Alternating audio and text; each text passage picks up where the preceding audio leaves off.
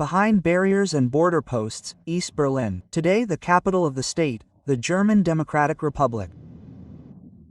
Of the 4 arterial roads that cut through the district to the north and northeast, Schönhauser, with its central promenade under the elevated railway arches, is the most Berlin-like of all, and probably also the loudest.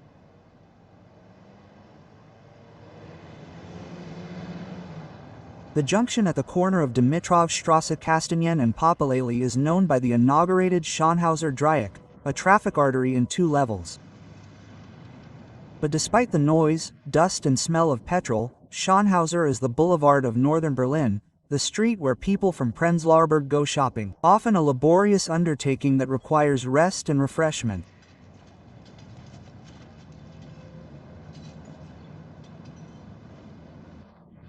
An official text on the supply of goods and services, the development of the retail network, and the construction and reconstruction of shops states, people's needs, their ever-improving quantitative and qualitative satisfaction, place ever greater demands on retail employees and on the efficiency of the retail network.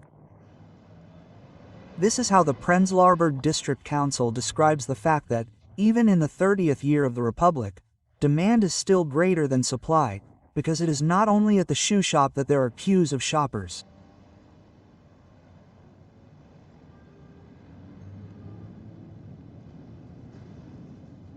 Sketches of Schönhauser Allee, according to the Berlin City brochure, the calling card of Prenzlauer Berg. Built from scratch in the Gründerzeit, it is still the most densely populated district in Berlin today, exactly 17,324 inhabitants per square kilometer. Not a grand district. The Schönhauser shopping street of a working-class district without glamour. A little poor, but no misery, no social tensions, no problems.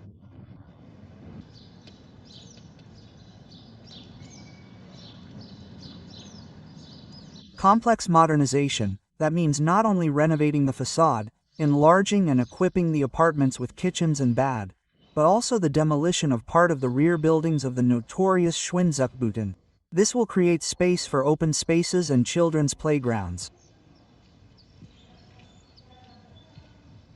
The renovation of old buildings around Arnhem Platz is a priority project. At every opportunity, it is highlighted as proof of the efficiency of socialist society. He was right about the elections 3 weeks ago.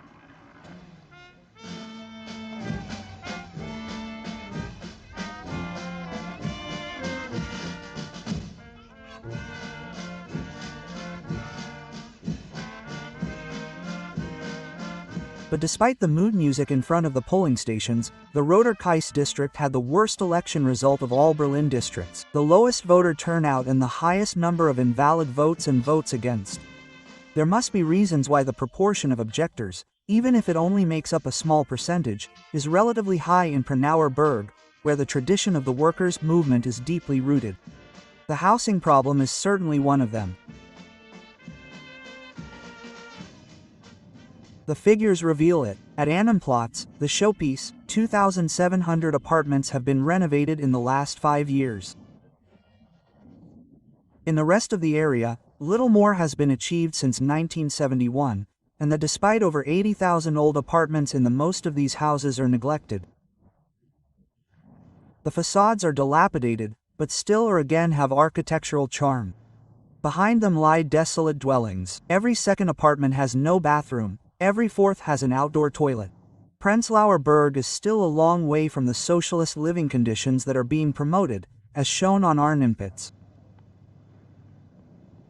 The capitalist rise of the tenement blocks is blamed for this. In fact, 3/4 of the houses are between 60 and 100 years old. Now they are in danger of falling into disrepair, because only the most essential repairs have been carried out for decades. There is a lack of construction capacity and capital.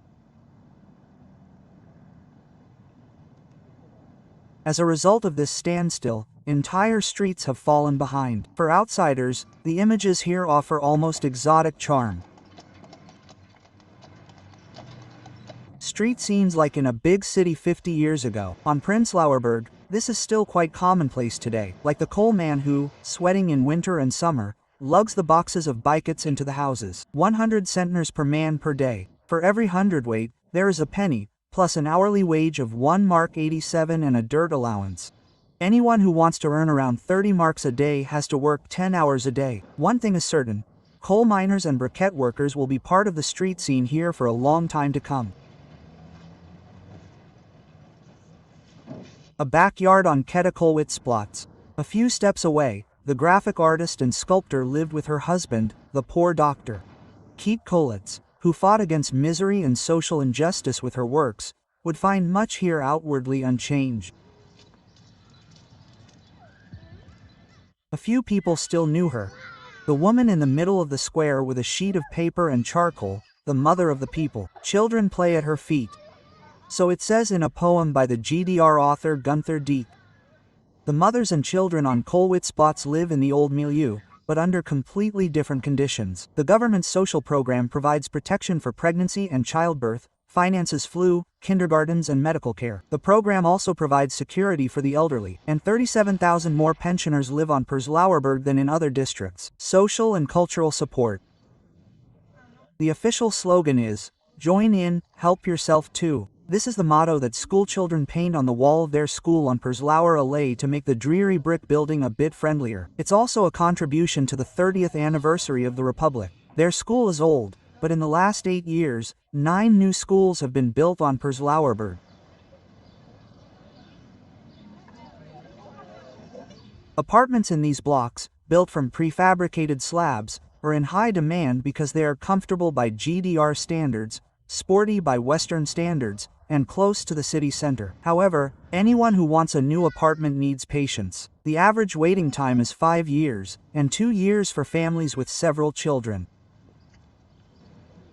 Anyone who lives here on Greifswaler Strasse has made it, especially if they still have a car parked in front of the door. The expensive metal that people had to wait a long time for is now being polished with dedication, and so the red gravel of Prenzlauer Berg is also becoming increasingly popular. Prosperity is increasingly bringing about bourgeois behavior.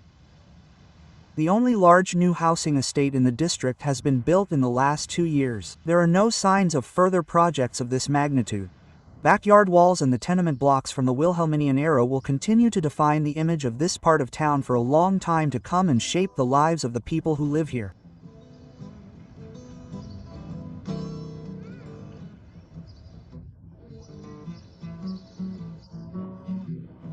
Every morning I wake up at 4 a.m. Every morning I am. The song about the king, also a piece of Prenzlauer Berg, a district with character, a big city district, in whose streets you can find more characters than anywhere else in East Berlin. Originals. Here you can sense serenity, smartness and wit, a completely unadulterated piece of Berlin, where these people live, far away from the clean-shaven concrete blocks, untouched by foreign influences. This is how the condition of the district, with its problematic housing conditions, simultaneously lends itself to its charm. It attracts musicians and painters who settle here. All human relationships of a social and historical nature have become objectified in this city, writes the poet and painter Gunther Kunnard. Remnants of the retail trade that the socialist economy has eliminated. Kunnard writes that old Berlin lies on the ground of the past like a new Veneta. And so on. The windows, doors, gates and abandoned shops, all closed, all sealed, as if something past were breathing behind the covered panes, a special air without which it would be completely closed. And it is true that living in such old buildings in the middle of still existing old neighborhoods has its effects and influences the psyche of its inhabitants, so that one encounters the substance that one would superficially classify as typically Berlin more often than in new developments and in such districts. A strange ingredient that is present in the past and is inherent to the type of people who live there.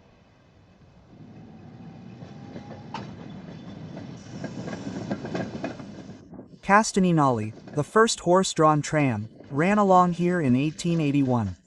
It brought audiences to the summer theater for concerts and popular harassment on a square where the workers of Prenzlauer Berg also gathered for rallies. To the Berlin Prater, today the district cultural center of the city district in Pratergarten entertainment music for coffee guests.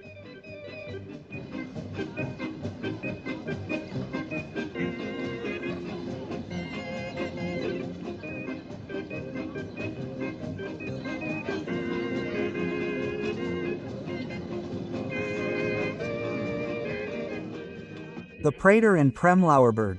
also a piece of tradition from the Red KS. According to the official information about East Berlin, August Bebel, Clara Zetkin and Rosa Luxemburg are said to have spoken at workers' rallies here. However, this is disputed by the local chronicler. The evidence for this is the excessive use of an undisputed class struggle past, unlike in Wedding, where the ties to the workers' tradition have almost completely been lost. But here in Prenzlauer Berg, just like over in Wedding, there is a noticeable inclination of the people towards a bourgeois way of life. What has become of the red gravel red today?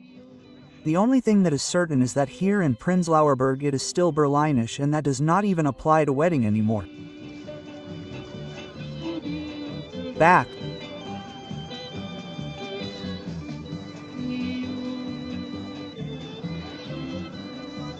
Audi Mexico, I greet you with my zombies, I love you so much.